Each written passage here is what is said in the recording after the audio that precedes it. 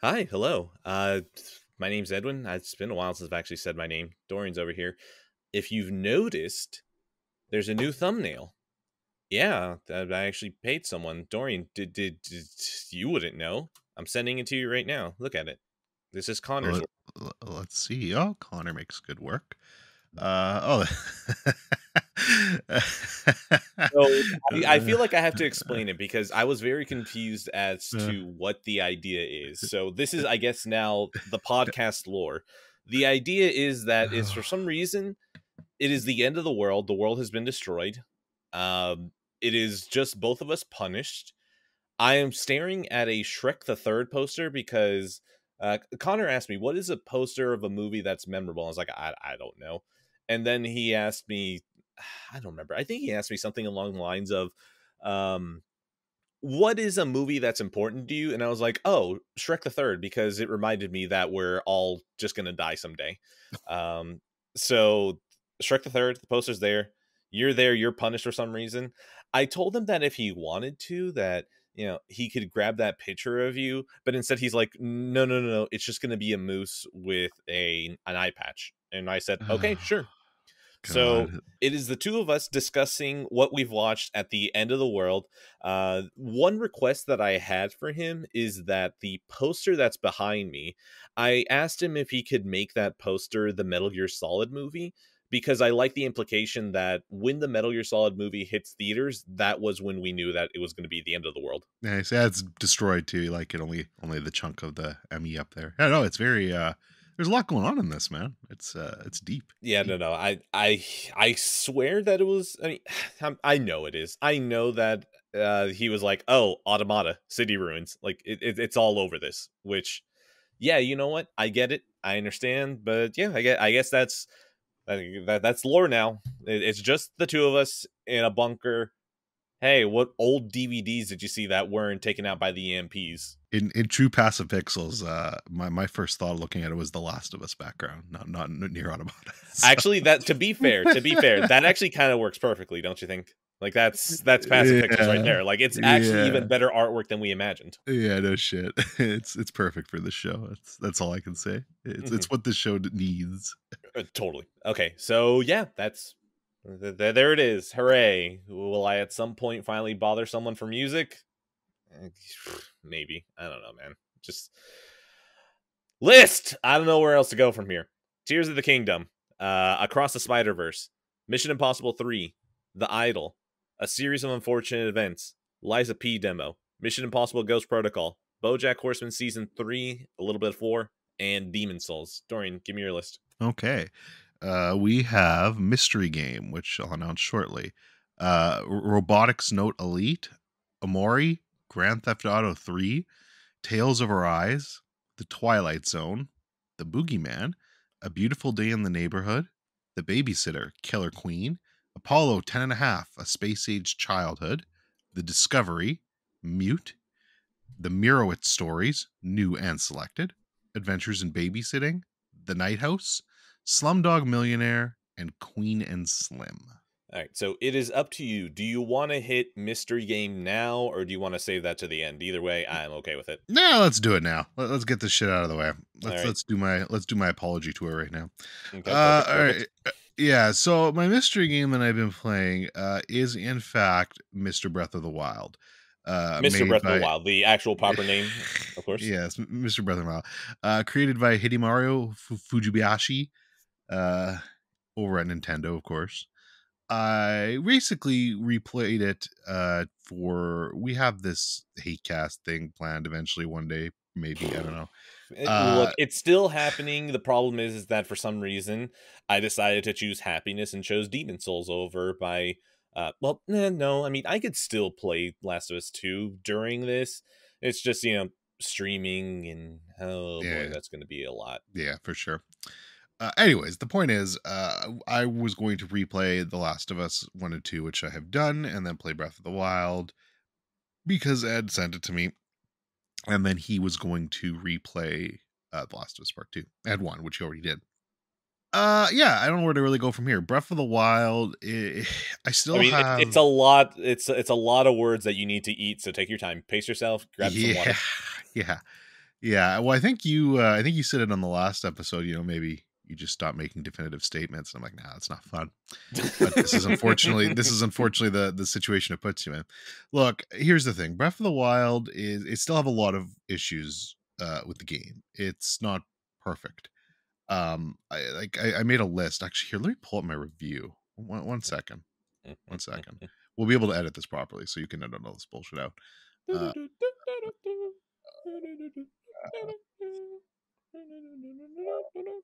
Well, actually, you know what? I can fill in. Tears of the Kingdom. I've just still been playing it. I still love the exploration. I still love all the stupid shenanigans that I can invent. I love putting rockets on Korok seeds and just seeing them fly to their direction. There was one time that I needed to get a Korok seed up somewhere, so I went up to the top of the mountain. I pushed down a tree. I attached the Korok onto the tree, and then I reversed the tree back up to the mountain. It's pretty sick. It's very hard to talk about Tears of the Kingdom because all I can do is just give it praise and not really talk about details. Not because of spoilers, but just because I don't remember most of the stuff I do, because I will play for like 3 hours and then just be like, wow, I accomplished nothing. I'm fulfilled.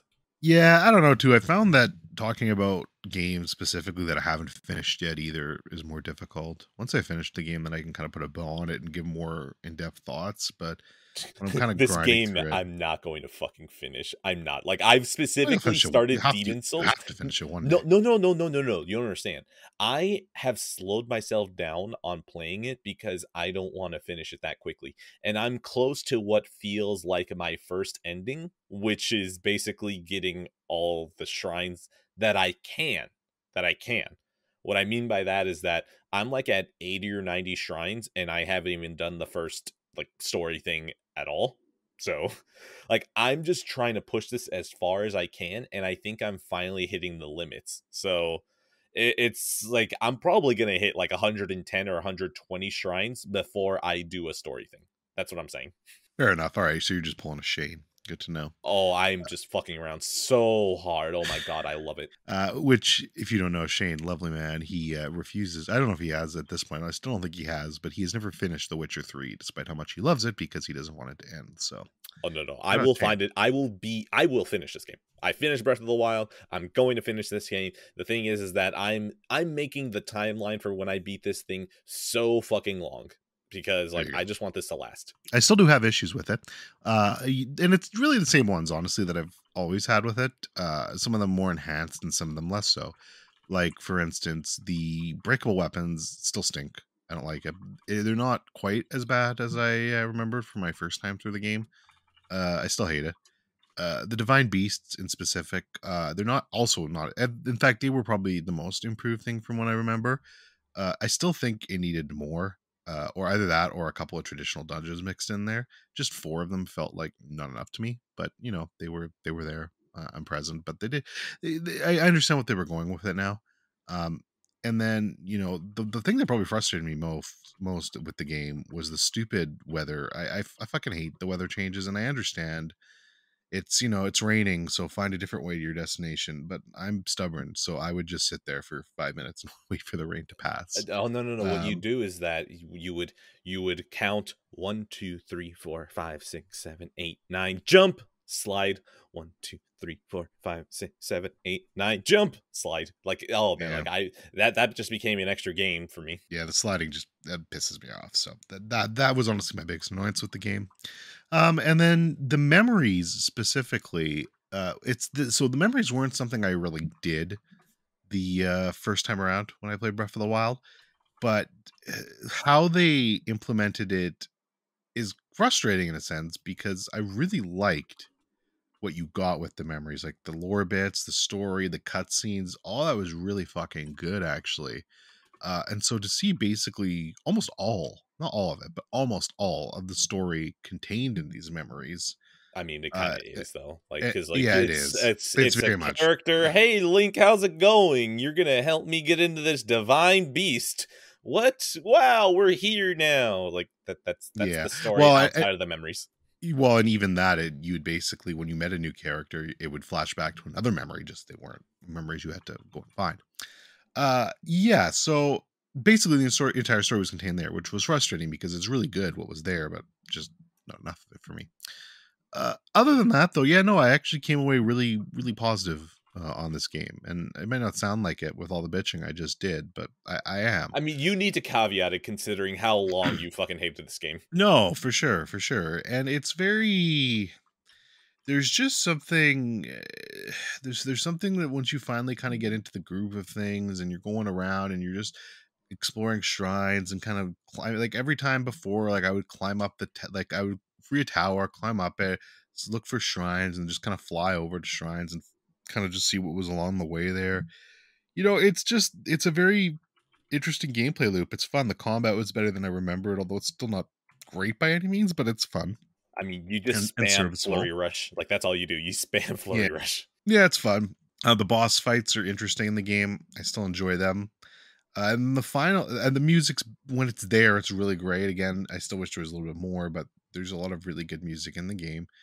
And specifically, the final Hold on, hold assault on. on. I'm gonna jump very quickly about the Yeah, sure, music thing. sure. So Breath of the Wild, of course, is a land that hasn't been touched for basically a century. Everyone's kind of in their own little towns. They're not going outside of it.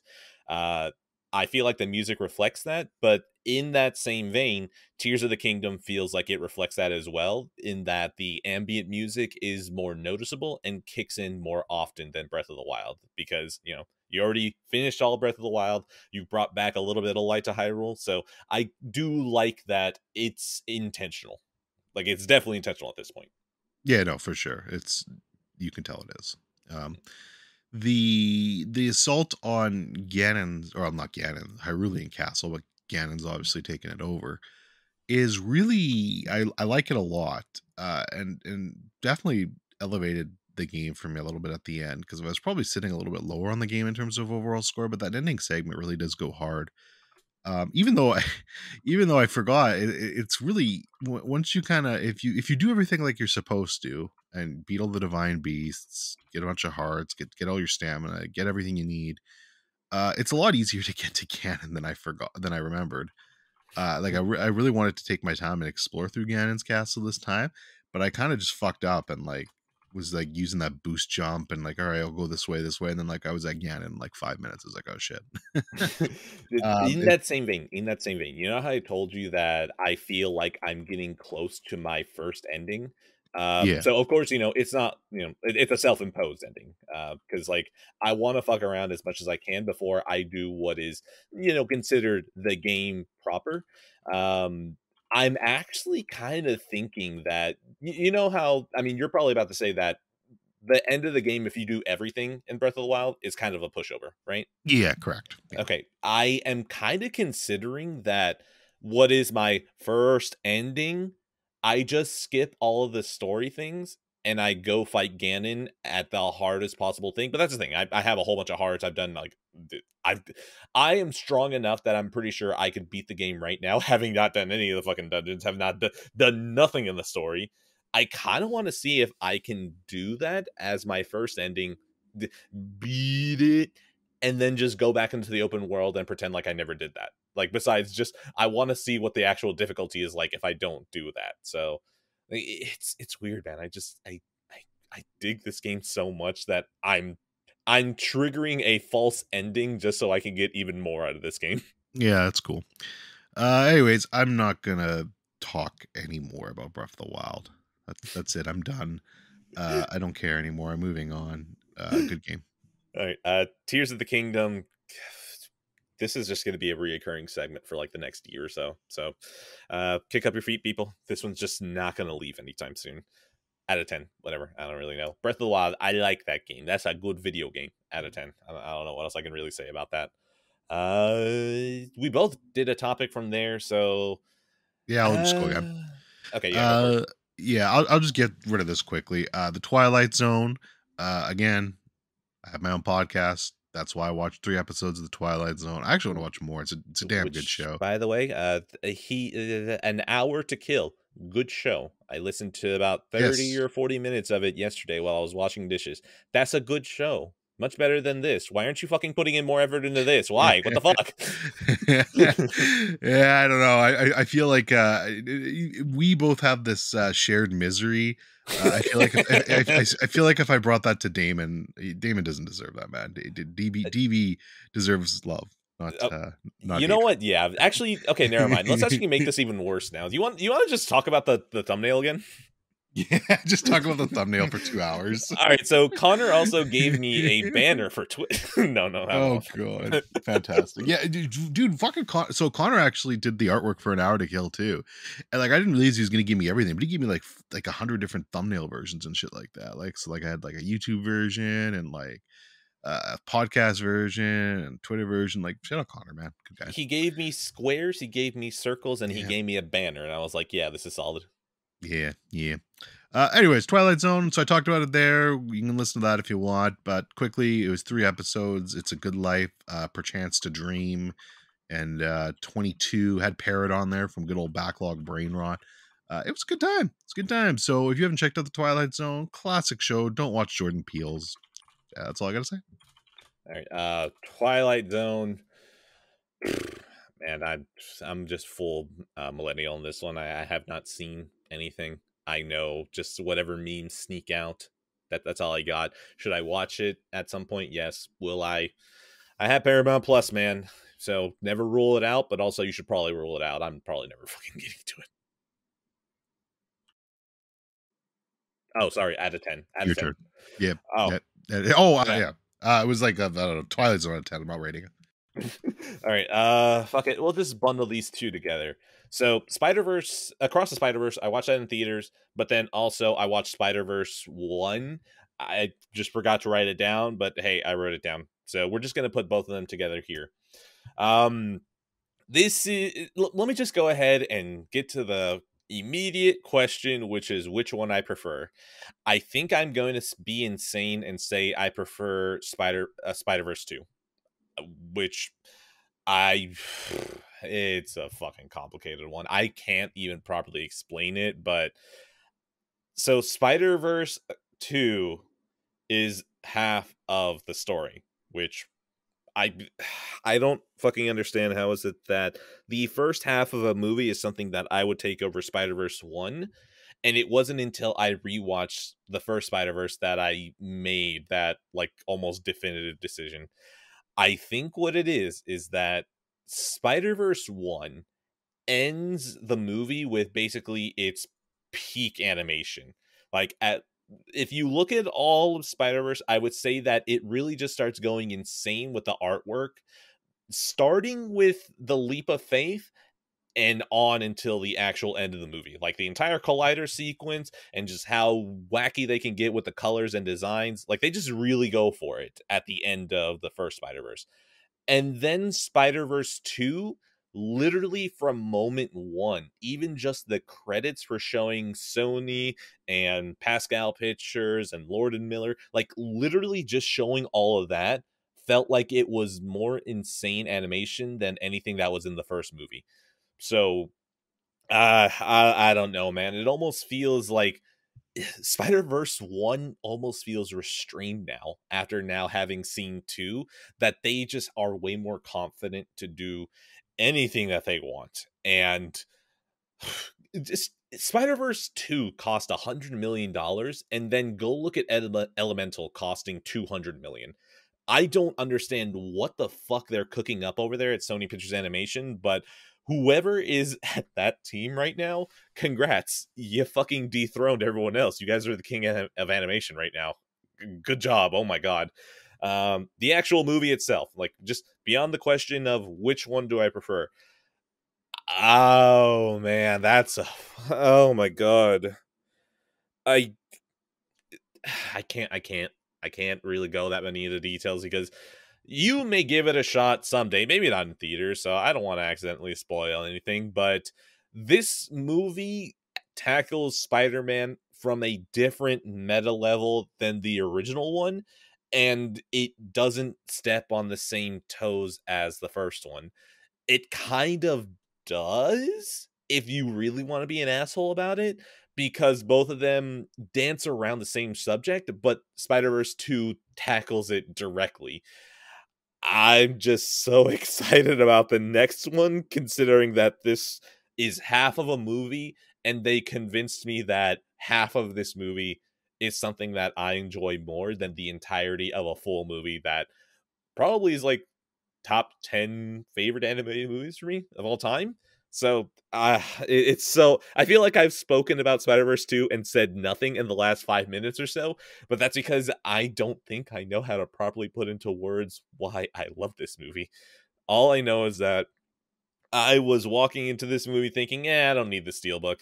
But now I love this first part of a movie so much that I will just happily put both Steelbooks next to each other. Like, it is settled.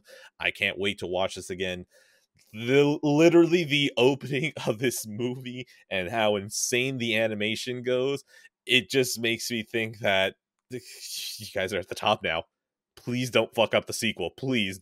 It would hurt me so badly if if the third movie is bad, because with everything that the second one does, I can't remember any complaints that I have about it. Yeah, no, I don't really have much positive things to say. No, you like it. The thing is that you're just way cooler on it than everyone else. Which? No, I mean, one. No, I don't like it. Wait, you don't like it? I thought you were just colder than everyone else. Fuck you. No, I don't like it, man. God, you're the worst. Racism. Here's the thing with Spider-Verse for me. Very, very, very good animation. Like, incredible animation. I just find the story incredibly cliche, and there's nothing. How? It's so cliche to me. What is cliche about it? What is it? It's literally insert Miles to Peter, time for you to become your own man story again. It's Spider-Man! Actually, to be fair, the fact that you're complaining about this means that you might like Spider-Verse 2. With prettier animation and like fucking, I don't know, man. I just don't like this movie. And I tried rewatching it like a couple years ago, actually, just to see if I was missing anything. And man, I don't think I'm missing anything here. I just don't like it. Unironically, your complaint means you might like 2 more. Which is maybe weird. I'm not so watching weird, theaters, but I might try it eventually. Okay, just minor, tiny spoilers. Nothing too crazy. Your complaint about Spider-Verse 1 is almost the crux of Spider-Verse 2, because if you wanted to say what the villain is of the Spider-Verse, 2 and 3, the canon is the villain. I'm just gonna leave it at that. I'm not gonna say anything else. So your complaint tied into who the villain of Spider-Verse 2 is, it'd be very interesting to see you watch Spider-Verse 2, because I would wonder how you would take to that. Yeah, cool. Maybe one day, but not in theaters. Also, so my score of Spider-Verse 2 is you're an animated, slightly comedic movie, so you doing the Abby twist from Last of Us 2 is totally acceptable out of 10. Well, now I'm interested. No, I'm just kidding. I'm not joking. There is a Firefly Doctor moment in Spider-Verse 2. Stellar. Yeah, maybe out of 10. All right. I'm gonna bundle. Hold on. Do you want to know what it is? Like, it's I leave it up to you. Like, everyone here, no. Don't tell me. I already have an inclination on what it is, and even if it isn't it, I don't want to know. So, okay, it's so minor. It's so minor. It's like rewatching Spider-Verse 1. I was like, that's the little. They will remember this icon at the top right there. Yeah, fair. I just have a feeling like, well, I'm just not gonna say anything. Well, I'll talk about it off the show. Oh, why? I'll because I just want to ask you there. I don't, in case it is a spoiler. Okay. Actually, no. We are happy with spoilers here. So, like, you say that you count it down, ask the question, and I will determine whether if it's worth answering. All right, 3, 2, 1. I'm assuming that this movie, Gwen, is more like the protagonist and lead character here. My assumption. Yeah, but that's unrelated to what I'm saying. Fair. Okay. Whatever. Anyways, we're good then. I'll watch it one day. Okay. All right. I'm gonna bundle 2 here just to get them out of the way quickly as well, then, because they're still currently playing, and as I explained, I don't really like diving that deep into games I haven't finished. One of them is still Robitics Note Elite, the 3rd game in the science fiction adventure series. I'm very slow playing this, like I said I would be. I mean, for multiple reasons. It's like my third visual novel in a row, but also because I'm just playing it on Steam Deck and just kind of playing it on the side for an hour or two every night. So we're still grinding away at that, still enjoying it. Story's getting good. That's all I have to say about that. And then the second one is Tales of Arise. Tales of Arise, I actually just started, yesterday. I decided, again, second Shane shout out. He doesn't listen to the show, but good old It's Shane. okay. He's a good boy. He is a good boy. He sent me this a while back because he Like didn't a want this. year ago or so more. Yeah, he didn't want this weeb degeneracy in his house, so he's like, Understandable. Here, how do you take it? So I took it. And I've just started. I played about 5 hours yesterday. I was kind of on the fence actually. I played an hour at first. And I was like, this isn't really drawing me in. So I kind of stopped, did some other things, then went back to it and played for a few more hours. Finished the prologue. I don't know. I'm enjoying it. So I am going to keep going with it. I think the problem I'm having with it is the game's like 50 hours long. I think you finish in 40, but it's gonna be like 40 to 50 hours generally. So I don't know how high I'm gonna be on it. And that's a long time to play on something I'm not super high on. But we'll see. I'm gonna keep going for now. And if I do really just kind of start going through the motions, I might end up dropping it. But for now, it's enjoyable, really beautiful art style, gorgeous looking game. And I mean, it's a Tales game, so you kind of know what you're getting into. But yeah, that's all I have to say on it for now, though, because I am currently, like I said, just starting it out. So, when I finish it, I'll have more to say. All right. Wait, yeah, so that was it. Did you say you had 2 games or? That's 2. Yeah, that's 2. Okay. All right. Weeb shit out of 10. I'm not fucking acknowledging that. I guess we'll keep it rolling. Demon Souls. This is the last thing on the list, but if we're rolling on games that we're currently playing, Demon Souls then.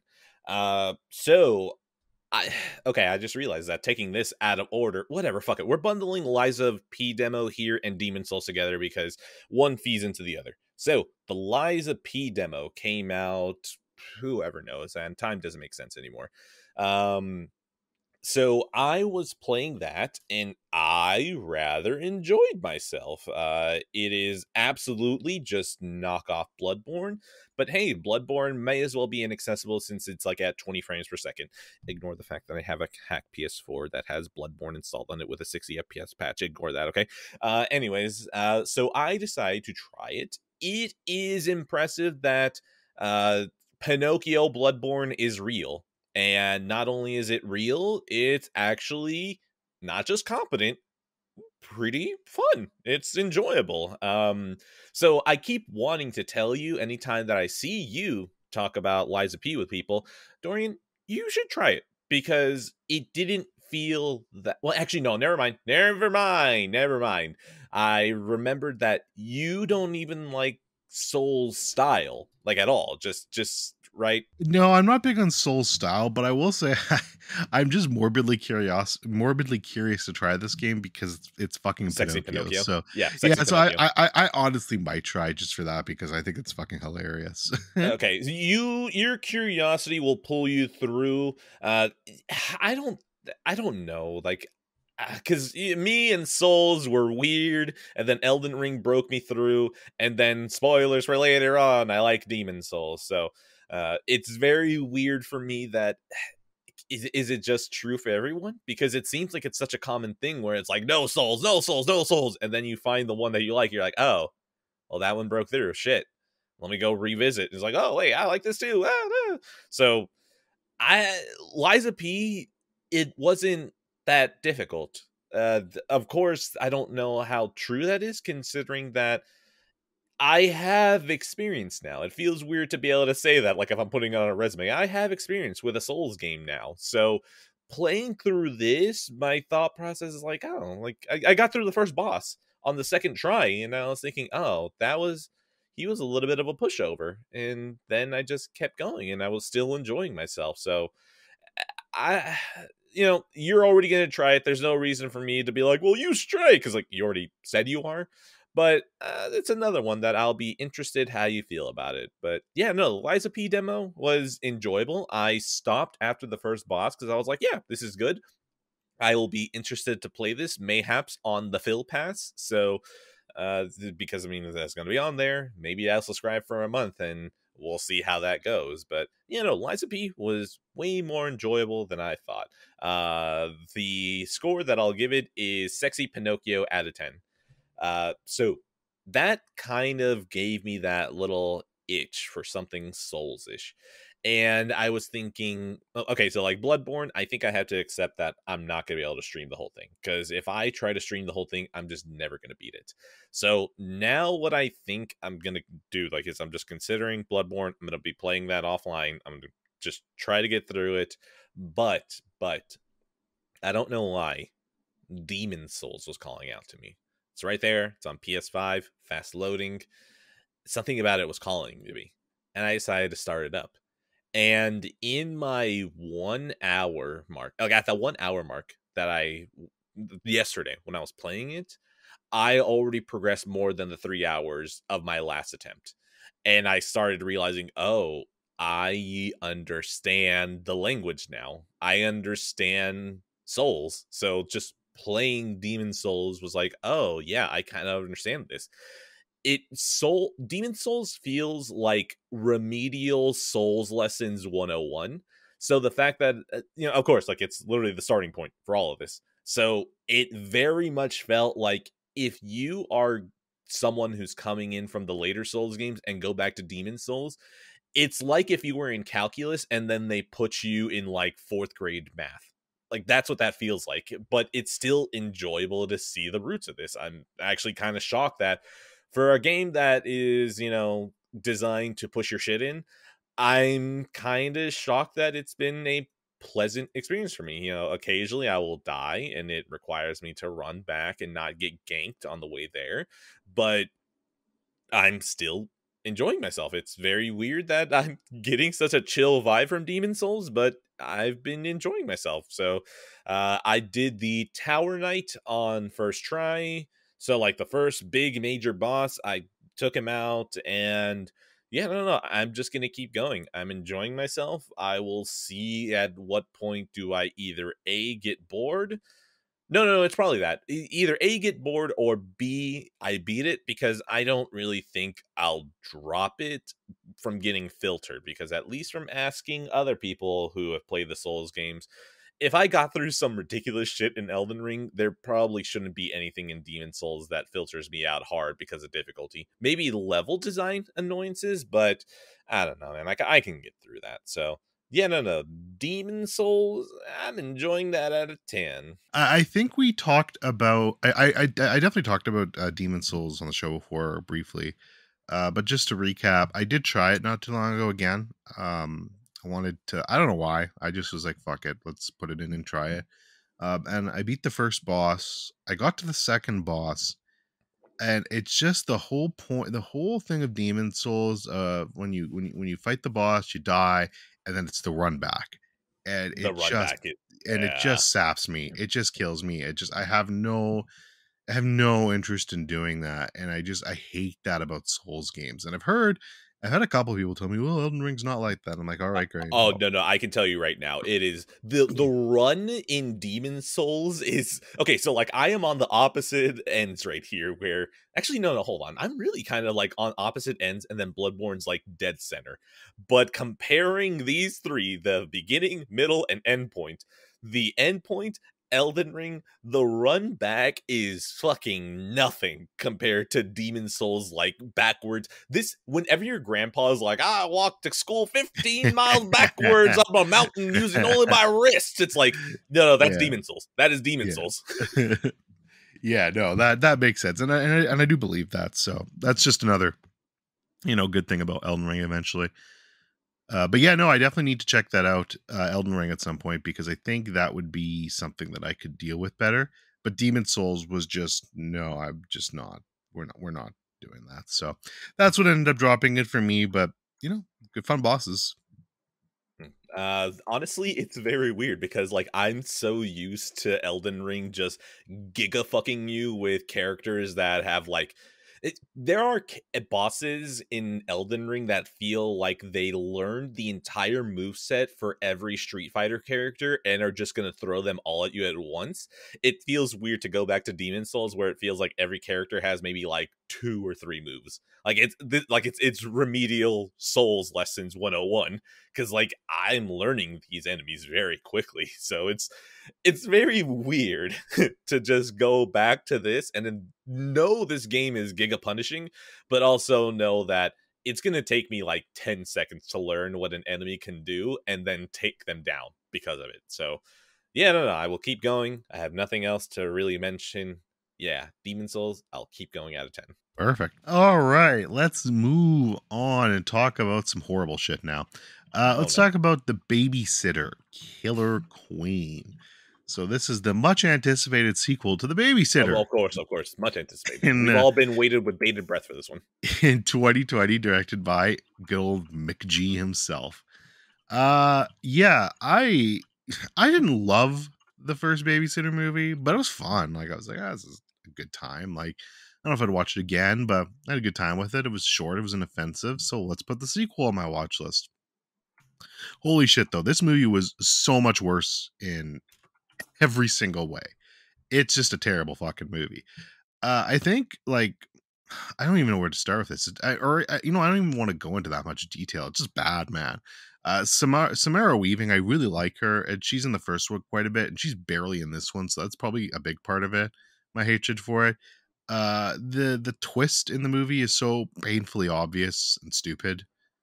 Jenna Ortega's here, but she just doesn't do much, and there's just so much weird humor in this, and I don't know, it just kind of limped along and was really, it felt even more budget, and it was boring, and I hated this fucking movie. So I'm done. I don't want to talk about it anymore. 3 out of 10.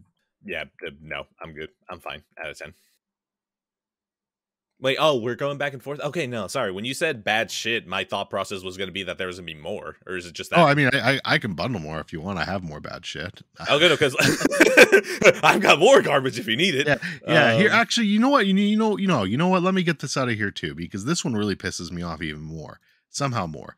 Let's talk about Mute. Mute is the 2018 movie, which is, if you didn't know, connected to Moon and in the Moon universe, which was also directed I hate by that Duncan it's just Jones. Moon. It's just Moon. The Moon universe. That sounds like a joke. The Moonverse. And what's even more frustrating, you look at this cast: Alexander Skarsgård, Paul Rudd, Justin Theroux. Oh, man, I love these guys. Well, what could go wrong here? Everything. I kid you not. And whatever, spoilers, I don't give a shit. There's one scene in this movie that's so fucking comical to me, where, and I mean, I like Paul Rudd's character, who's Cactus Bill. Great name though. But Cactus Bill, his tone is so all over the place. Like, you can tell him and Justin Theroux's character, Duck Teddington. Again, great name. What? Cactus Bill and Duck Teddington have hold on. The movie should have just been about them too. Just make the movies named that them. I agree. But yeah, so these two they have this weird sort of gay will they bang bromance going on, which they don't. Spoiler. But they have that kind of thing going on, and they're both kind of bad guys, but they both like are trying to appear as sympathetic throughout it, but you kind of get weird vibes from the both of them. But then you find out that Justin Theroux's character, Duck Teddington, is a pedophile because he's like setting up cameras in his office to like look at underage girls. And then Paul Rudd's character is like, that's fucked up, bro, and like it looks like he's gonna kill him because like because like Justin Theroux's character also spends a lot of time with his young daughter, who's also a kid. So he's like, that's fucked up, bro. I'm gonna like beat the shit out of you. And then like his character gets some news that he's been waiting for. He's like, oh, that's great. Let's go shopping. And then literally the next scene is them in a shopping mall shopping together, where none of that ever happened. It just that the movie is so bizarre. And by the way, none of that has anything to do with the main plot, which is Alexander Skarsgård trying to find his missing girlfriend. Who's been abducted. The whole movie is just so fucking weird in tone. It's so all over the place and shockingly boring for what shouldn't be boring, because it's like looks beautiful. Like the world, I love the cyberpunk world, and everything around them looks gorgeous, but everything is just so dull. And it's such a shame for such a creative movie as Moon. And the fact that, and it'd be nice to be like, oh man, I can just ignore it. This doesn't take place in the same universe as Moon. But no, there's one scene. Have you seen Moon? I forget. Yes, I have. Okay. There's one scene that's in the middle of the movie where it's like, oh no, here's the character from Moon. It's definitely Moon. Same situation. Moon. Same universe. So they really hammer it home, and you can't avoid it at that point. So yeah, this movie's fucking horrible. I don't know what he was thinking with this at all. Like, this is just bad. Duncan Jones, after making Moon, has gone on to make Source Code, which, yeah, Jake Gyllenhaal bumped for sure, but I did enjoy it. It's not a bad movie. It's a good movie. It's a good movie. Like, but then he made Warcraft, which was fucking horrendous. Okay, hold on. That was a Chinese bag. Like, I can't blame him for that one. True. And then Mute, which is just garbage. Yeah, there's no defending that one. So I don't know if there's anything. I don't even know if he's working on anything now or what his plan is, but I hope he bounces back, man, because it's such a shame. Moon is such a classic. I fucking love that movie. And to go from that to this is just terrible. All right, so we are going to need Duncan Jones to make his next movie very good, where I have the people I trust telling me that it's good, because right now he is just kind of like a non-factor to me, because Mute, I'm never watching that. Warhammer, nope, never mind, whatever. One of the wars, not watching that, don't care. I liked Source Code, I liked Moon, but I don't really love either of them. So if you make something that is good, I might show up, but I have no strong feelings about you one way or another out of 10. Perfect. How many do you have left? I'm probably going to bundle both of the Mission Impossibles together. So 1, 2, 3, 4. Damn, I have 4 left. Let me do a couple more, because I've got quite a few. So go for it. I'll bang some of these Netflix movies I watched out. This is The Discovery, directed by Charlie McDowell, starring Jason Segel, Rooney Mara, Robert Redford, and Jesse Plemons. I actually, funny thing, I added this to my watch list before I watched Windfall, because I was like, oh, this looks interesting. Let's add this other movie that this guy directed. Windfall was very mid though, so if I had watched Windfall first, and then added this, I wouldn't have. I think I just forgot about that and then ended up watching this anyways. Or I just kept it on my list because I really am a simp for Rooney Mara. It might have been that, honestly. Either way, this movie was better. I don't think it's great still, but it was a solid film. It kind of reminds me of like a mid-tier episode of Black Mirror, I guess would be the best way to put it. It's an interesting concept, and the concept is really great, but they just don't fully execute it. So here's the plot line for it. In the near future, due to a breakthrough scientific discovery by Dr. Thomas Harbour, there is now definitive proof of an afterlife. While countless people have chosen suicide to reset their existence, others try to decide what it all means. So that alone, I'm like, oh, that's a really interesting idea. It's a really cool premise. Like, we've discovered there's an afterlife, and now people are fucking killing themselves in droves because they want to get to the afterlife and escape their shitty existence here. That's a really cool idea. Unfortunately, they don't do as much as I'd like with it. And then you get to the ending, and I think the ending is pretty cool. Like, it's a decent little twist that I didn't expect. Probably should have, but I didn't expect it. I just kind of wish the whole thing was more of a philosophical look at that. Because I think if they kind of just looked at that idea in general and kind of took a leftover spin on it and were like, hey, let's just explore like what this means for humanity now, that would have been fucking great. Unfortunately, they didn't do that. They focused more on the mystery itself. And we kind of are where we are. But it was still solid and worth a watch. I didn't hate it. I don't know. This director's that's 2 movies now, though, where he isn't blowing me away. So I doubt I'll see anything more of his out in the future. Yeah, no. That sounds like a cool premise. Wasted potential. Wake me up whenever they remake it out of 10. For sure. And I'll throw one more in here then. This is another. Actually, no, this isn't a Netflix movie. This is a Disney Plus movie, but whatever.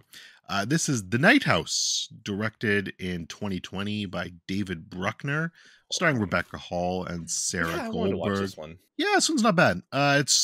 He's also directed Hellraiser, which I watched on the last episode and enjoyed.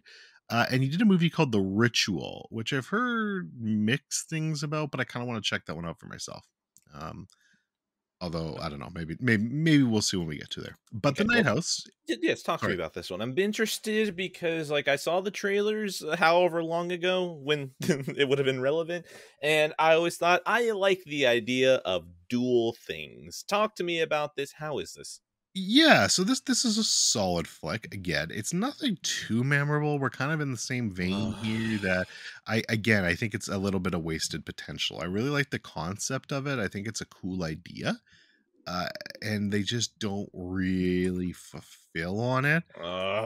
Skipping. Yeah, I don't know. Again, they kind of focus on the wrong things, I feel here. And to get into more than that, it's kind of spoilers, and they are kind of clever with some things. I don't know though. At the end of the day, it just didn't hit as hard as it wanted for me. I do think it was solid. Like I think it could be worth a watch. Maybe not for you because I don't think you would like it that much, but for people that are just I kind of have so much less free time now. I'm not messing around with this shit. Give me a fucking banger of love, damn it. yeah, no, not for you. But for somebody that just wants something like a decent thriller to put on in the background, I mean, you can definitely do worse than this. I was just left overall a little bit disappointed. I probably enjoyed Hellblade more than this too. So yeah, it's okay. It's well made. Just again, I wish they did more with the concept. So again, another 3 out of 5 for me. By the way, let's go back to the previous topic again. Okay, so like what goes on my list are things that I felt like I watched enough time to talk about. So a lot of times since my wife is watching stuff, I'm paying attention sometimes, but I don't really count them. So you mentioned Jesse Plemons. It reminded me, my wife was watching Love and Death. Have you heard of this? Mm, Love, Death, not Love, Death, and Robots, right? No, Love and Death. No, I don't think so. No. Okay, so it's Jesse Plemons and Elizabeth Olsen? Nothing? No? No. Okay, that's fine. All right. I just wanted to know how much I'd have to explain. So there was this murder in Texas in like the 80s. It was a woman who was murdered, and people thought it might have been a cult.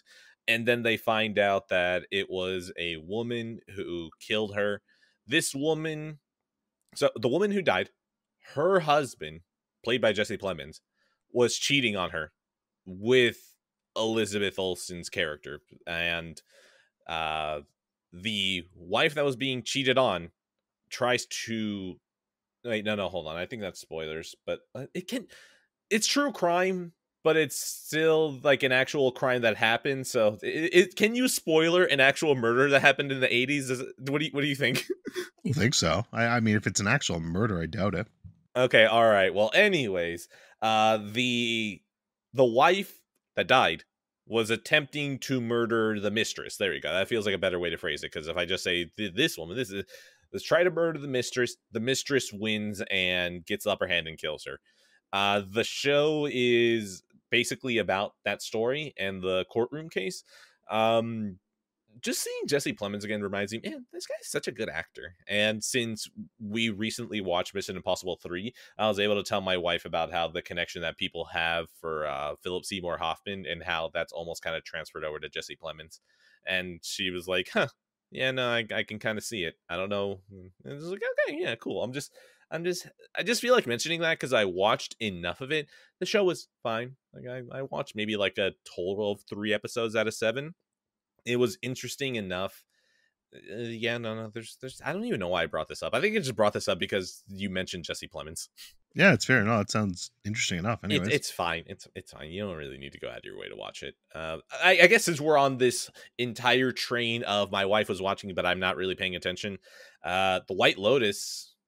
Yeah, the White Lotus just sort of feels like, hey, let's get movie actors in for a season of TV. Hey, we're shooting in a very extravagant place, so come act with us for like a week. We'll give you a free trip or something.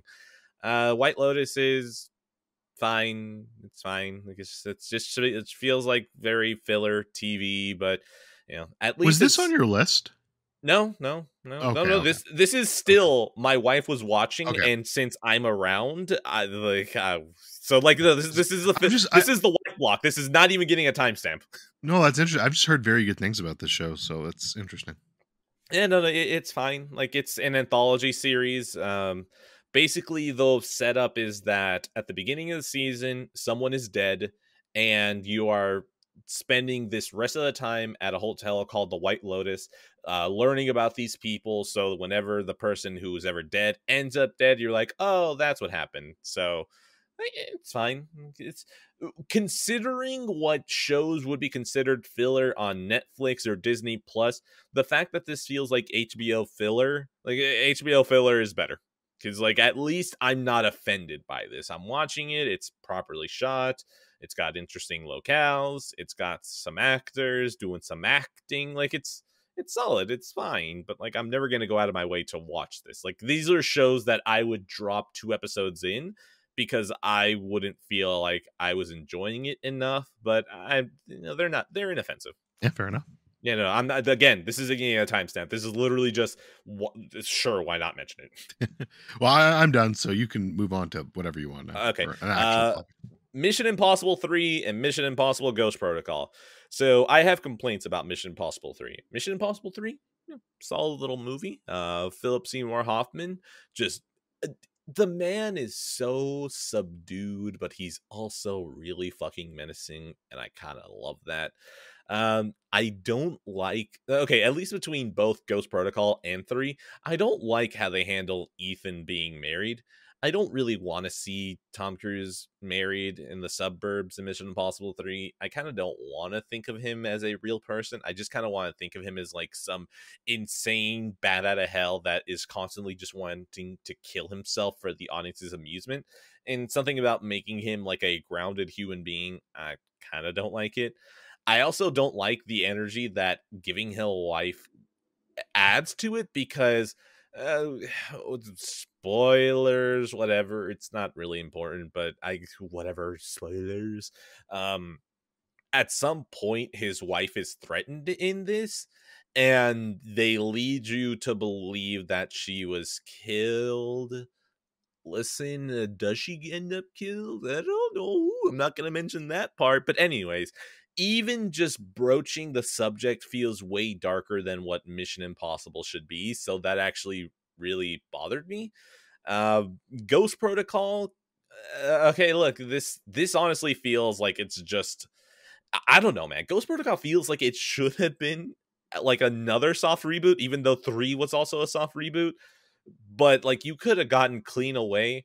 They still include his wife, and it also still feels dark whenever she gets brought up, and I'm just like, why are you doing this? Can you just please stop bringing her up? This is Mission Impossible. Just let's have fun. I don't want to think about the fact that Ethan might have his wife die. So look, sorry if that was a little spoilery. Hey, maybe she actually does die in the 3rd one, and then there's another wife that he has in the 4th one. Maybe they made the same mistake twice. I don't know. Shut up. So those are my complaints. But Mission Impossible 3, still a solid little movie. It feels very much subdued compared to the first 2, because the first Mission Impossible movie is just a straight up spy thriller, gritty Brian De Palma. Like it's what it is, and it makes sense as what it is. Mission Impossible 2 is John Woo out the ass, and that is exactly what that movie is. Mission Impossible 3 just, I don't know, man. J.J. Abrams doesn't really have kind of a style to himself. He always feels like a very high-end gun for hire that you choose as a director.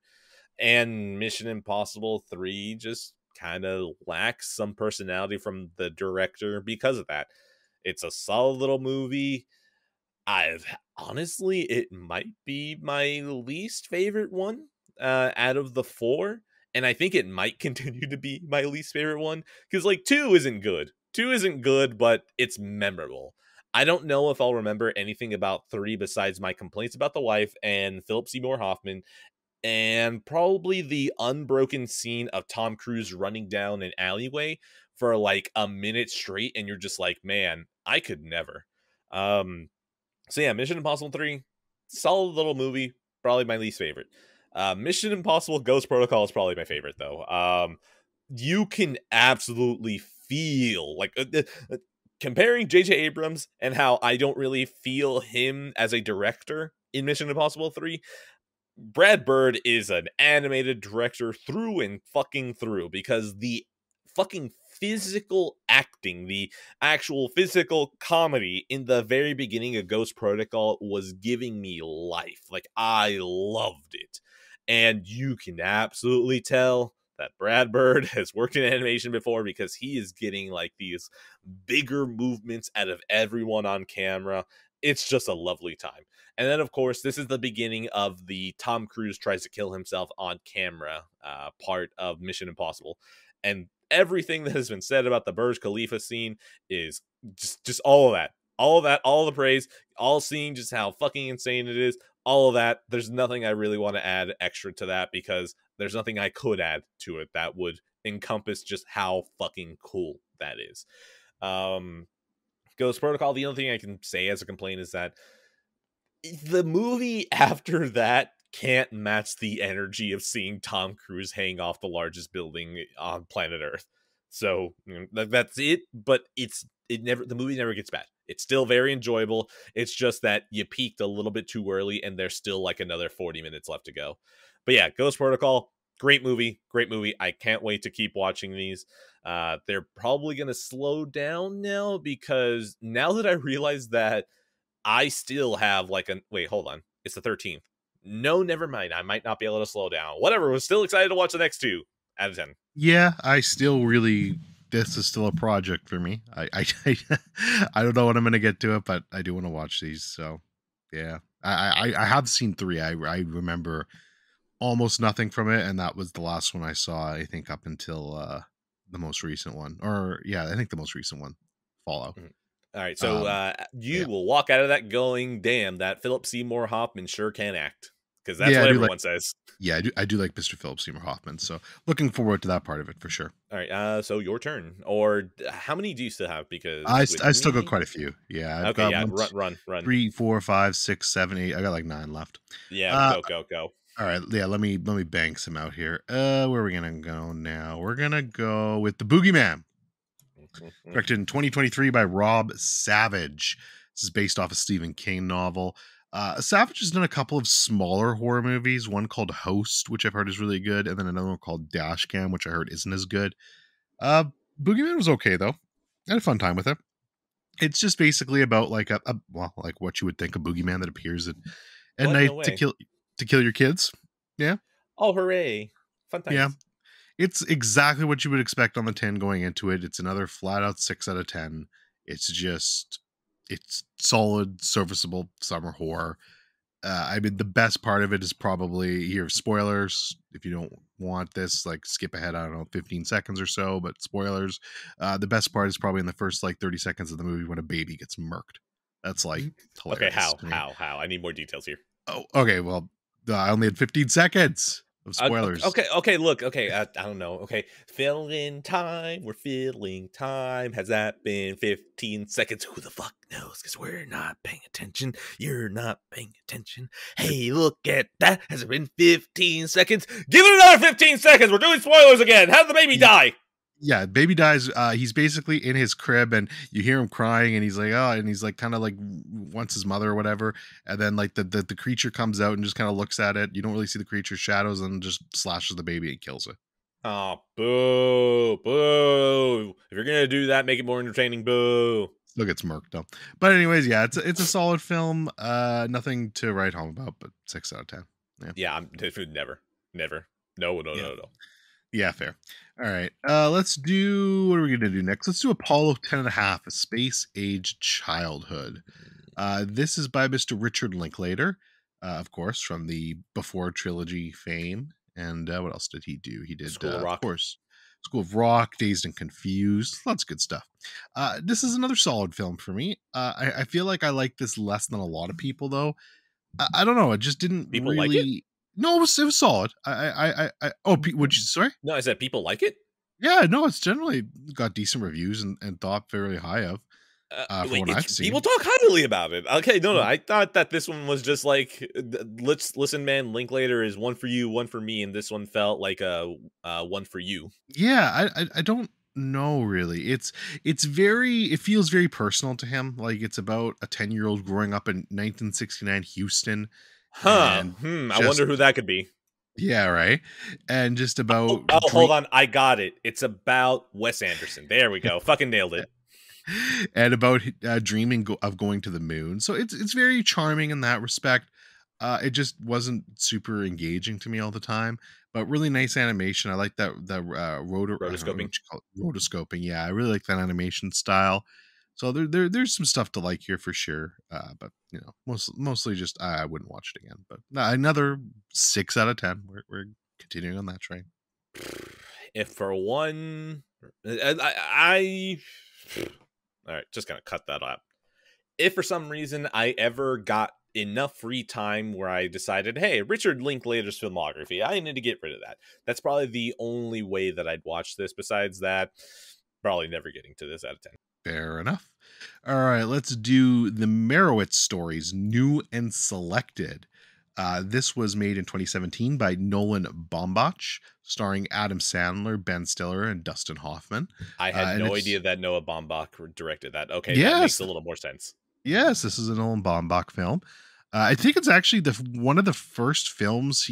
Now, did you do it in collaboration with her? Okay, no, technically she didn't get a credit on it, but it's one of the first films he did after he got together with what's her name? I mean, my mind goes to Sofia Coppola, but that doesn't sound right. No, but Barbie director. Greta Gerwig. Greta Gerwig, thank you. It's one of the first films he did after getting together with Greta Gerwig. So she doesn't have any credits on here, but I'm sure her influence is here because it definitely felt like it to me. But yeah, this is a charming movie. It's just about basically an estranged family that kind of come together around this dad who's just a complete head case. He's an artist. Wonderful. And he's just really, he's out there, which is Dustin Hoffman, by the way, and played brilliantly by him. He's just a complete fucking head case and kind of crazy, but it's fun. They paint it off as very fun, but he gets sick, and it's kind of the story of them all dealing with that and the aftermath and where it goes from there.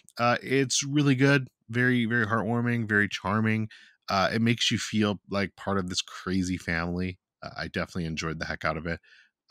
It's not like it's not as powerful for me or as moving as A Marriage Story was, which is the first and I think only other Baumbach film I've seen. Yeah, it is. It is. So I definitely want to see some other one of his. I definitely prefer Marriage Story, but those are still really good. And again, you get a really, really great performance from Adam Sandler, who just shows that, when he wants to, and you put him in a dramatic role, he brings the heat every time. And he's just really great here. The opening scene with him and his daughter is probably the best scene in this movie, honestly. It's just really great. So, yeah. All right. We're going to take this chance to mention fuck you, Netflix. You finally killed password sharing. So if I want to watch this one, you are not getting a goddamn cent out of me. Yeah, I'm interested. Who knows when I will get to it out of 10. Fair. How many do you have left? Sorry. 1, 2, 3. I have 3. Okay, I've got 1, 2, 3, 4, 5, 6. Okay, I'll keep going. We'll talk about Adventures in Babysitting next. This is a fun 80s flick. Really fun 80s flick, actually. Made in 1987, directed by Chris Columbus, who you might recognize from Harry Potter and Home Alone fame. Starring Elizabeth Shue, who was also, of course, in a lot of movies, but in Leaving Las Vegas and some other stuff. This is just pure prototypical 80s, man. Like, it just feels very 80s and everything. It's a lot of fun. My Letterboxd review for this specifically is the second best Thor movie. It's because the little girl is obsessed with Thor. She's got the Thor helmet, and you even get an appearance from Thor kind of later on in the movie. So it's fun stuff. But it's really well made. It's just about this babysitter that's basically has to go help her friend, and she's babysitting, so she's got to bring the kids with her, and everything that could possibly go wrong goes wrong. It's a little bit funny though, because she's supposed, my favorite part about this movie is she's supposed to be playing a 17-year-old, which she definitely doesn't look 17, but that's how it works in movies. She's playing a 17-year-old, and Keith, I believe it's Keith Coogan, I believe is the character. He's playing I guess he's supposed to be 15, but he kind of looks older than 15. So they look close to the same age, but they're supposed to be like 2 years apart in the movie. But like, that's like way too big an age gap. He's not allowed to have a crush on his babysitter, and like, he does have a crush on his babysitter, but of course she doesn't take it seriously. And the very end of the movie is him basically just getting cucked, but it's supposed to be a happy ending, which spoilers, but it's fucking hilarious. Like, she basically, like, this random guy that she meets like throughout the night ends up coming to like bring back some skates. So like, they're gonna like make out in the parking lot, and the kid's just watching from atop before he slowly closes the curtains. And just like, goddamn, man, cucked so hard. But yeah, I found that hilarious. But yeah, no, it's a fun movie. I mean, if you like 80s shit, you can't go wrong with it. All right. Honestly, who knows? Maybe for some reason I see it on a streaming service and I just go, sure, why not?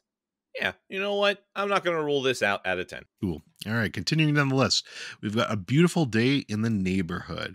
This is starring Tom Hanks, directed by Mariel Heller, and of course, it's the story of Mr. Rogers. Kind of. It's a very interesting take on a biopic, and I do like it. It's basically because everyone knows how inspirational Mr. Rogers was, what a nice guy he was, and all the good things he did. I mean, it just endless his achievements. So what they did was instead kind of looked at the guy who wrote an article about him from Esquire, who's played by Matthew Rice, who I really like. He's a good actor. They kind of take that angle and are like, okay, this guy's a piece of shit, and look how Mr. Rogers touched him. And it's an interesting way at it. It does make it so that, Tom Hanks probably isn't in it as much as he should be, especially considering the movie's basically about him. But it's still really good, and it's an interesting and effective way of looking at it, in my opinion. Tom Hanks is perfect as Mr. Rogers. Every time he appears on screen, it's basically Mr. Rogers. It's uncanny. It's very, very well done.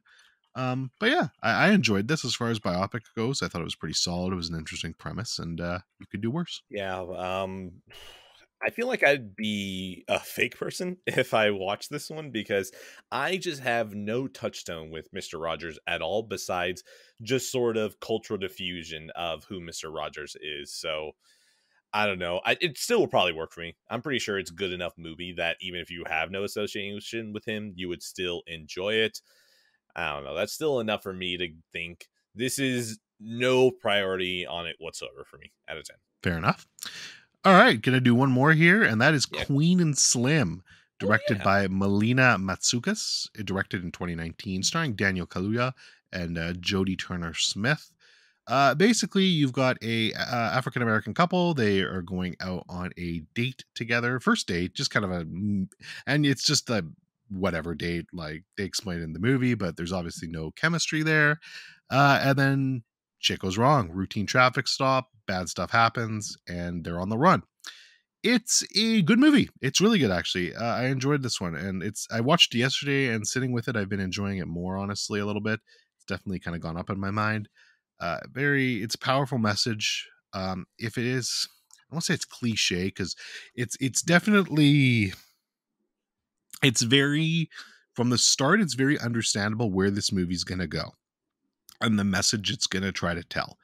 I don't think that's a bad thing, though, because it is an important message, and they do it in an entertaining way, if that makes sense. So while it is cliche kind of, and it is very, yes, you know where this is going to go, it's entertaining, and they do it well, and, there's heart behind it. So I enjoyed the film. I thought it was good. I don't think it was great, and it does have its issues for me, but I think from what's here, it's solid, if not a little bit scatterbrained sometimes. It's 2 hours and 10 minutes. Probably could have been tightened up a bit, because I think there was some stuff that just didn't need to be in there. But no, overall, I definitely enjoyed it. It was a Moki recommendation, so a solid one. I wouldn't have watched this ever if he didn't mention it. So yeah, I enjoyed it. Good movie. So cliche, I don't think is an insult. It feels more like a descriptor because that's the thing. I always come back to the town. The town is as cliche as it gets, but it's also done so well that you kind of don't care. So if Queen and Slim has cliche written over it, but it's still done well, then whatever. So, Queen and Slim, I think this is one that if I had Movie Pass or if I had A List, I would have gone to go watch this in theaters. Now, at this point, I don't know if anything will ever get me to watch it on streaming. In that same vein, I'm actually going to be signing up for A List for July, August, and September. So there might be some more weird movies in theaters that I get to watch and add to this list. So yeah, no, in that same vein, Queen and Slim, you would have been perfect for Game Pass trash in theaters out of 10. Perfect. You're back to you. Okay, let's see. The Idol. It sucks. This show is bad. God, who is the Sam Levinson? Sam Levinson. Yeah, Sam Levinson should probably just stop. Because he has moments, at least in Euphoria, they're like, oh, hey, this is good, but most of it kind of just enjoyable trash. Season 2 of Euphoria, also trash. So far, The Idol, from the first episode that I watched, yeah, no, this is garbage. I don't even think it's entertaining garbage. It just sort of feels, that's the thing, exploitative. Yeah, but exploitative implies like there's like, I feel like, oh, I can't believe I'm watching these people get exploited. It's just like, no. You just wanted to see if you can get Johnny Depp's daughter to just keep showing her nipples. Which, exploitative like that, whatever. I don't know. It's very weird to say exploitative and not feel like I'm somehow disgusted by it. It's just like, okay, you're definitely trying to take advantage, but okay, whatever. That's not really like, I'm not trying to moral grandstand. I guess that's what it is. I'm trying not to moral grandstand when I say that it feels exploitative. But here's the thing. The Weeknd isn't acting in this show at all. Like, he's not. It just sort of feels like The Weeknd was placed in this show, and they're like, okay, but your name isn't Abel now. It's whatever the fuck your name is in this one. And honestly, I'm just kind of entertained by seeing The Weeknd in the TV show. That's going to keep me going. But not only that, I could swear he's done something with the soundtrack. I swear that he has to have some involvement in the music for this show, because the music for this show is really fucking good. And it's literally The Weeknd. It is literally The Weeknd on camera and off camera. That is the only reason I'm going to keep coming back. And if either one of those two things falls off for me, I'm done with this. But yeah, no, like The Idol is bad. The Idol sucks. But The Weeknd is going to keep coming me back out of 10. Yeah, never. Understandable. Never. Yes, understandable. I will say it's the soundtrack on Spotify. yeah, I do like Abel. I do like The Weeknd, but just never. He's so rapey. Like, he's so I've seen the clips. I've seen the clips. So. But like, no, like even in show, it's just like, oh my god, this guy has totally tied up women that didn't ask to be tied up. Oh boy! All right, let's move on from rape and talk about. Why?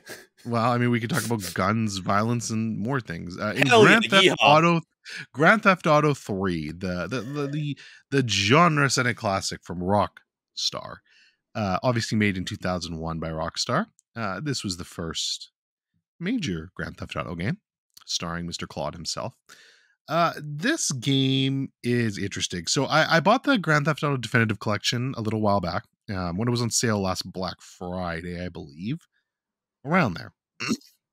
And what I found, I hadn't had a chance to play yet, so I popped it in, installed it, started it up. Honestly, I thought it looked pretty good visually. I don't know if they had patched some things, did some patches, because I had heard a lot of bad things about this release initially, but during my playthrough, didn't really run into many issues. I ran into one bug at one point, and that was it. So wasn't a lot of that. Looked very clean visually. I ran it on performance mode because I wanted obviously the 60 frames, but it ran great, so no issues there. The game itself, I mean, let's be honest, it's probably a lot of nostalgia for me. I think last episode we were talking about the piracy signs. If you remember that, like I think we had that conversation. and Piracy we were talking about how like I watched like one of it was that stupid Nikki Jake, and he was talking about piracy. So I was Oh talking yeah, about that how video. I Yeah. downloaded signs on Yes. Morpheus, right? Uh-huh. Well, it's funny. One of my first touchstones with Grand Theft Auto 3 was actually downloading this illegally and trying to get it to work on my computer, and I couldn't. It would Oh actually god. it would run for about like the first like 10 minutes and would just hard freeze every time. And I don't think it was actually the illegal download. I just don't think my PC could run it. It was a piece of shit. And obviously, Grand Theft Auto Honestly, 3. it's shocking that it even like booted, because I imagine that you were like fucking up like a Pentium compact Yeah. computer that was not meant for gaming. Yeah, exactly. So it was definitely not supposed to be. But yeah, I still remember like you'd get that opening cutscene of him and 8 Ball, and he'd be like, "We got to go to the red light district where we can lay low, but my hands are all messed up, so you better drive." You better drive, brother. And they would freeze there every time. So like that was like my big touchstone with it.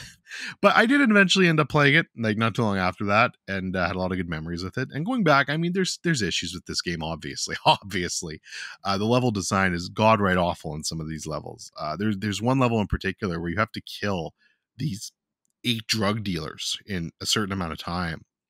And I think it's kind of RNG where they show up sometimes. Like the first 2 always seem to appear at the same spot, but then it would seem to be a little bit of RNG where they'd show up after that, and I just couldn't do it. Like I was going as literally as fast as I can, but they were so spread out over the map that I'd get like maybe 6 done and I'd be fucking game over. So I ended up having to do it like 10 times before I could finally beat the fucking thing. It was so frustrating. But yeah, for the most part, it wasn't terrible. I had a pretty good time with it. I mean, it's like I said, it's definitely the worst of the mainline GTA games. But what this did for the franchise just in general, and for open world games and for gaming, I think is just can't be overstated how massive this game was. And for that reason alone, I had a good time with it. I mean, it's still GTA 3. It's still ridiculous. The classical music bops, and some of the missions are still really fun to deal with. Like I did enjoy them, so I had a good time with it. Yeah, GTA 3. Man, this is definitely one of my touchstones of my parents really didn't care what I did I? Well, no, okay, no. Here's the thing. They kind of did, because when they saw me playing it, and they just kind of went, "Hey, don't play that." And then I just kept playing it. So yeah, no, GTA 3, I love this game. I love this game. It was just so good as a child, going in, just fucking around in the world. I don't know if I ever did anything story wise, but I have fond memories of GTA 3. And even though I have the definitive trilogy thing, I don't know if I ever want to go back to it, because I just want to leave GTA 3 in my memories as an important touchstone, instead of having to go and revisit it as a piece of art or anything. Or like, I just want my memory of it and the history of it. I don't want to go and update my thoughts on it, just because like I didn't experience really Vice City. San Andreas, I kind of know. I don't mind if I went back and tore that down. GTA 3, I don't think there's anything for me to gain by going back to play it, because I already know how I feel about it. And even if I go back and go, the game, like, it's not going to matter, because the game changed so much that we are not where we are in games without GTA 3. So even if I don't have enjoyment for it, I know damn sure at the time when I played it, it was the funnest thing I've ever tried. But I don't know why I'm willing to afford GTA 3 that, but maybe not other games. I don't know. I'd have to have more time to figure out my thoughts with GTA 3 as opposed to other games that I'm totally willing to go back and tear down. But yeah, GTA 3, never going to play it again. It's just going to stay fond memories, and it's something that is an important thing to the medium. Yeah, fair enough. I ended up with a 7 out of 10 on it. And by the way, the reason I went back to it specifically was I feel like there was unfinished business because I never did finish it. So I Finished it. I did. Yeah, I wanted to finish the story mode. In terms of GTA games, the only GTA games I've actually finished were Vice City, 4 and 5, but I never finished 3 or San Andreas. So I'm gonna replay Vice City anyways because I fucking love that game. But I am gonna finish San Andreas for the first time too when I get to that. So exciting. Vice City is the only one I don't feel comfortable having said I finished, because I know GTA 3. Like at some point when my brother was done with that game, I had it and I played it from beginning to end. Vice City, he played some, like we didn't have separate save files. Like we were playing that game concurrently, so he would do some missions, I would do some missions, and I don't think the other person would ever know. By the way, you want to know what's funny? In this same vein, Modern Warfare 2. I think my brother has first person shooter motion sickness, so he can't really play them that much.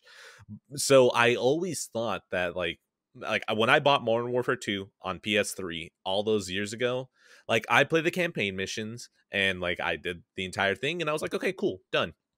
A couple of years later, I went and did a veteran playthrough, and I realized there was like 3 or 4 missions I never realized I didn't play because apparently my brother had played some missions one day and I never knew.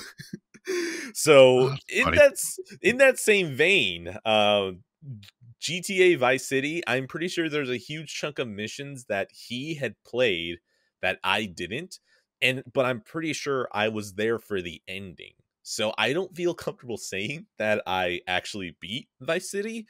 I definitely did play it enough to be acquainted with it. So like GTA 3 absolutely beat. San Andreas, definitely a different save, did beat that. GTA 4 beat, GTA 5 beat. The DLCs for 4, the only one I haven't done is Lost and Damned. So there's only really 2 modern GTA things I haven't, actually no, Lost and Damned is like completely untouched. So like that is the one I feel comfortable saying not done at all. Vice City, familiar, but didn't beat. Everything else I'm good. So yeah, Yeah, no, Vice City I will get to at some point though. yeah. I forgot about Lost and Damned and Ballad of Gay Tony, but I've never done those either. So Oh, those Ballad are, of Gay Tony is dope. Like it I've is heard that. actually Yeah, it has way more that San Andreas like wacky energy, which Vice City had as well. It's got the old PS2 GTA wackiness brought over. And that's in Ballad of Gay Tony. yeah, that's cool. I'm gonna replay GTA 4 on Steam Deck when I get to that, and I'll do Solid. the DLCs too. So yeah, Does so I think that was like a games with Windows Live or something like that. yeah. I think they patched all that Okay, shit out good, at this good. point. Yeah, it all works now. Okay. So yeah, do you have another thing? Because I think I I got have 2. like We're both at 2. So okay, all right. My yeah. actually no, I only have one more. Oh, So okay. whatever, fuck Well, it. I'll just throw it out. all right. A series of unfortunate events. So booed into Netflix to watch. Oh wait, no, hold on. I do have 2 things. Never mind. Booed into Netflix because I want to watch BoJack. I realize Netflix is killed password sharing. Fuck you. So I find out that my friend has the only existing physical copies of a series of unfortunate events and his totally legal copies he let me borrow. Yeah.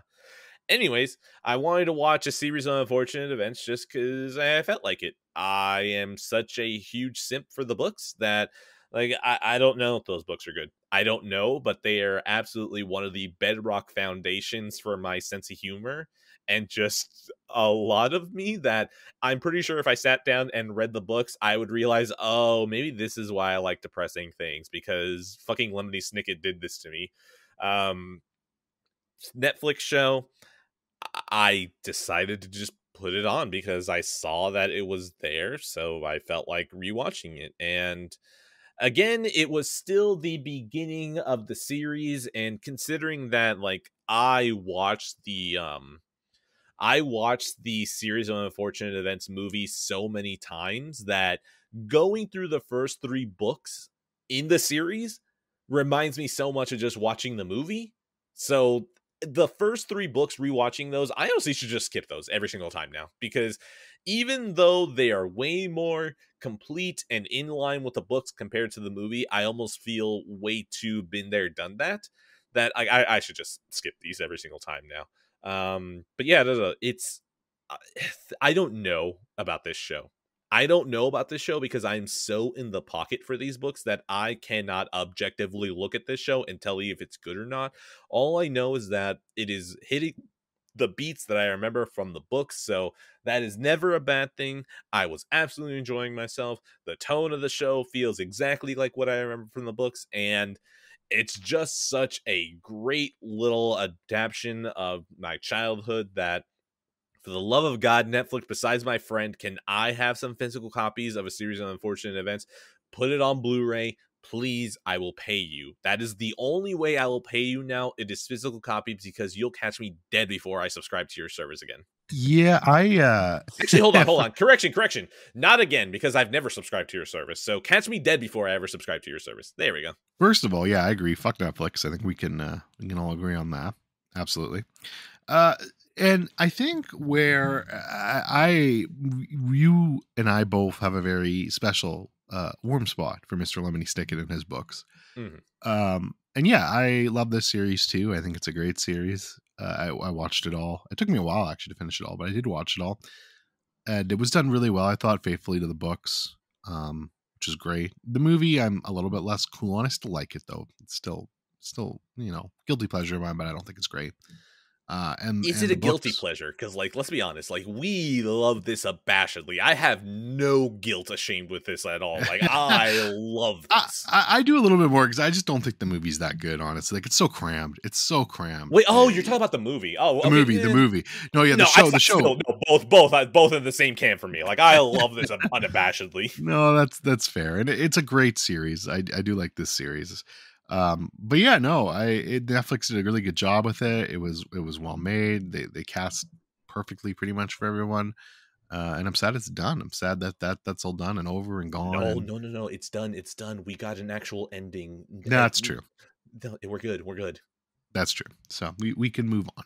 But yeah, great stuff. If you still do subscribe to Netflix, or have a friend that also has the only physical copy in legal history, check it out. For sure. I will get you in contact with this friend, okay? I don't understand how he's able to ship these discs out so quickly. I just send it back to him. It's as fast as the internet gets to you and to your TV. That's how fast he ships these copies to you. Just wild stuff. I want to get back to it. I honestly dropped off with the last episode of the third book. Each book is 2 episodes. I want to get back to it, but I kind of want to get through Bojack, which, you know what, fuck it, Bojack is sneaking in here. Let's fucking go. I'm just gonna get this out of the way. Before you go, I want to do my rating. Rating for this, because it's a good one. My rating is that Lemony Snicket autographed a book to me that I'm going to be a future orphan out of 10. My score for this is going to be laughing at other people's misery had to come from somewhere out of 10. Speaking of BoJack Horseman. BoJack Horseman season 3. I got to the episode that feels like it's the big turning point. You've watched BoJack, right?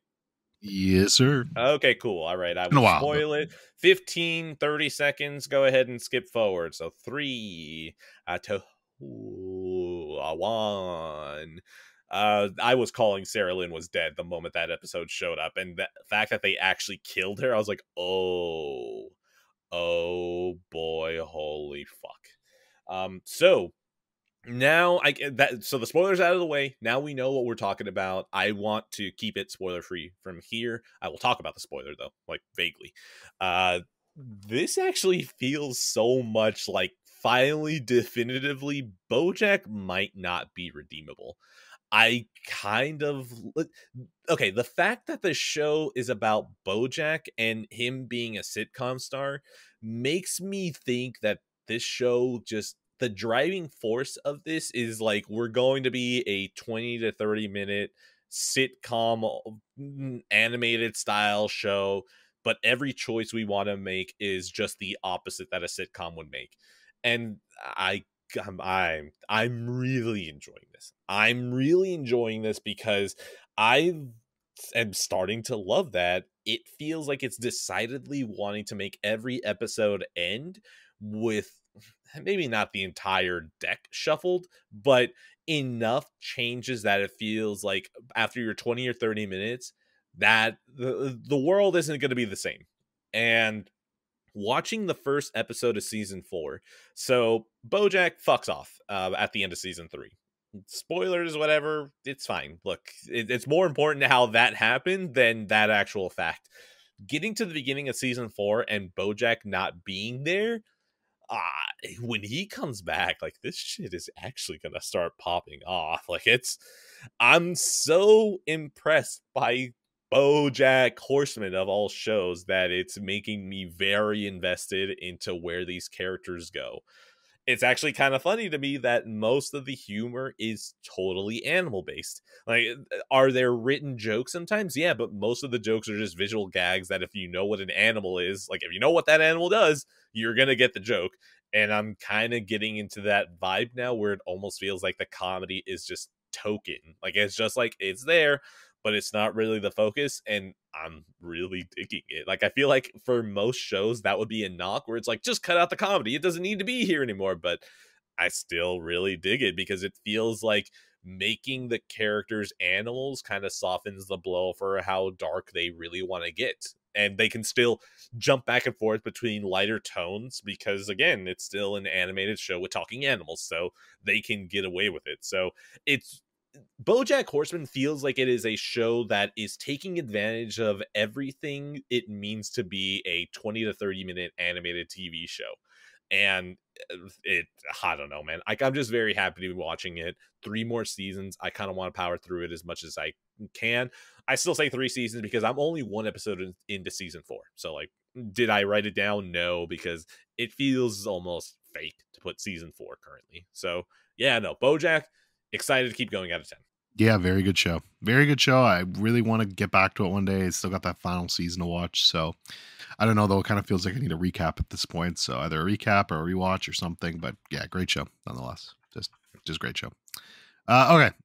So that's it. You're done, right? Yeah, no, that's it. I'm All right. good. So I got 2 things left here. We'll talk about the first one. That's Slumdog Millionaire, which is, of course, directed by Danny Boyle of Trainspotting fame. And starring Dev Patel, one of his first roles, I think one of his first roles anyways, but are obviously, we both loved him in The Green Knight, and I've heard he's really good in Lion too, but haven't seen that one yet. Anyways, so basically, Slumdog Millionaire, Jamal Malik is an impoverished Indian teen who becomes a contestant on Who Wants to Be a Millionaire, but after he wins, he's suspected of cheating. This is such a great movie. It obviously won a bunch of Oscars, and I'd never seen it. This is your first time, right? Yeah, first time. Yeah. Okay, I'm shocked. Okay, yeah, continue. Go ahead. Yeah, this is such a great movie. It just really, like, I understand why it won those Oscars now, and I thought it was just really well made, in my opinion. I really enjoyed this. Dev Patel, just him, the way the kind of the story unfolds and the kind of twists and turns of it, I thought were really good. It's certainly a little cliched, especially by the ending, but I don't know. I enjoyed the ride a lot. I thought it was just really tightly made. And they just kind of kept you guessing throughout the entire thing on what was going on specifically. And just the way it kind of unveils how he basically learned all of these answers from just life and just getting through these streets and the hardship he had to endure to even get out of that situation, out of being a slumdog, basically. I thought was fantastic. It was just really well done and well written.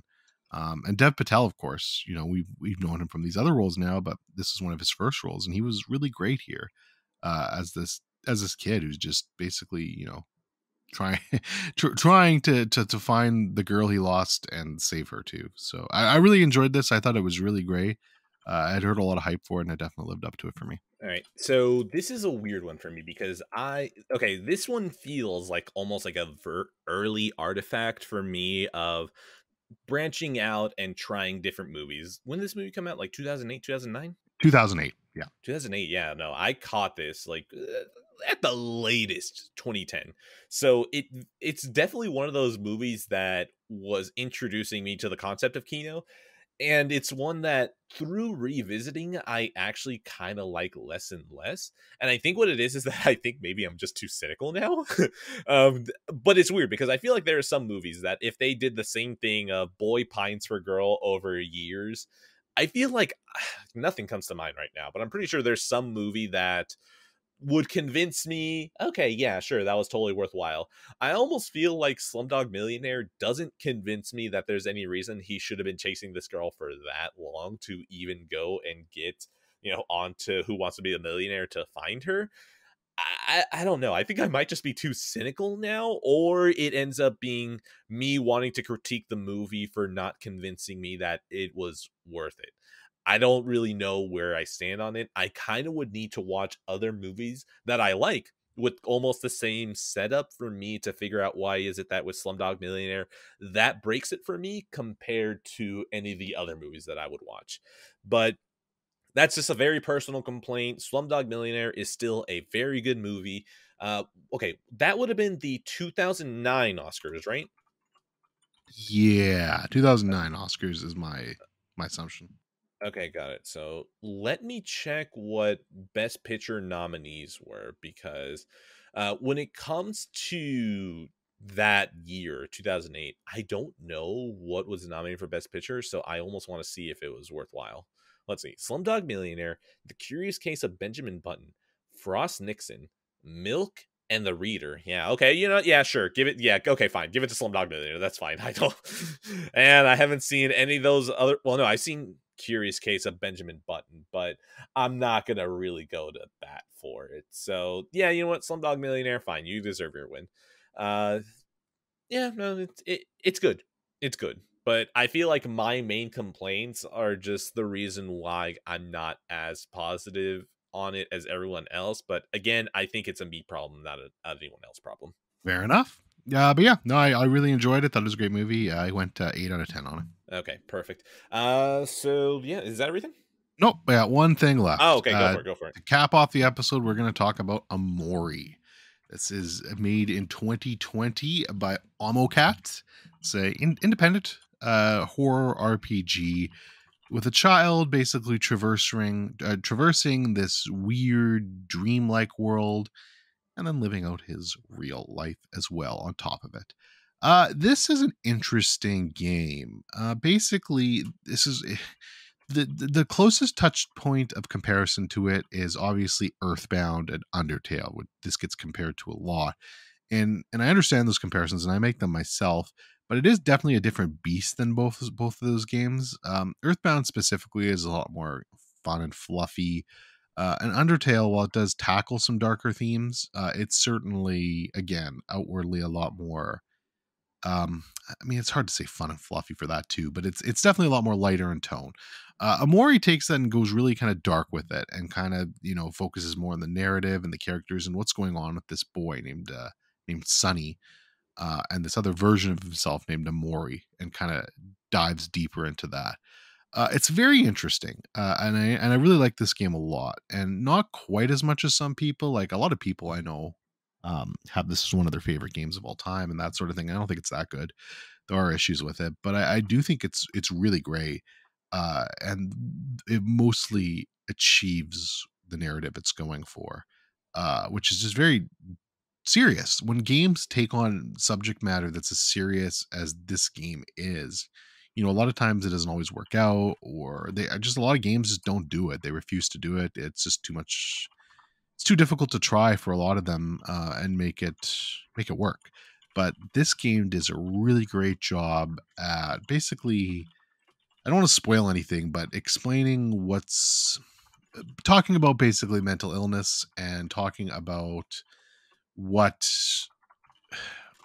secrets can do to you. And that's all I'll say without going deeper into that. But there's a very interesting narrative that unfolds here, and it really did keep me guessing to the very end. And once you find out basically the tragic truth of all the events, it kind of like, it puts you in a mood for the rest of the day. I was definitely like, oh fuck, after that. It made me feel a little bit gross. And that's a credit to the game, because it's definitely depressing, and I like that sort of shit. So it's definitely not going to be everybody's cup of tea. It's definitely it's an RPG through and through, a turn-based. I don't want to say Japanese role-playing game, because it's not Japanese at all, but it is a turn-based role-playing game. They have this clever little emotion system that kind of goes with it, that like you can make people happy, sad, or angry, and then it's a rock paper scissors to kind of exploit that. So because of that, the game's never very hard. There's a couple of battles that are a little bit like endurance based and can get a little grindy. But as long as you're fighting enemies along the way, it never really gets super difficult. I don't think I died once in the entire game. There's no difficulty levels. It's just the default one. But yeah, I don't think I died once in the entire game.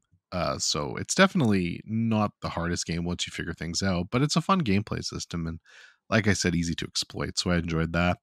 But yeah, if you're looking for like a really dark narrative driven game that's depressing, then this might be for you. All right. Now this is going to be total subtweet land. This feels like, oh, Undertale is too popular, so I'm going to choose the contrarian point of view and play this instead. Let me go play Undertale first. I'll go ahead and play Undertale. If I am super fucking desperate, I'll play Omori. But currently, no. Absolutely not. Yeah, I really like this game. I think it's good. I would still say Undertale is not only the better game to play first, but I still think I enjoy Undertale more overall. Undertale is just such a fucking tight experience, and it's so well made, and it's so unique in what it does with its gameplay. It's short too. Like this, Omori's long. Omori was like, I play games pretty quick.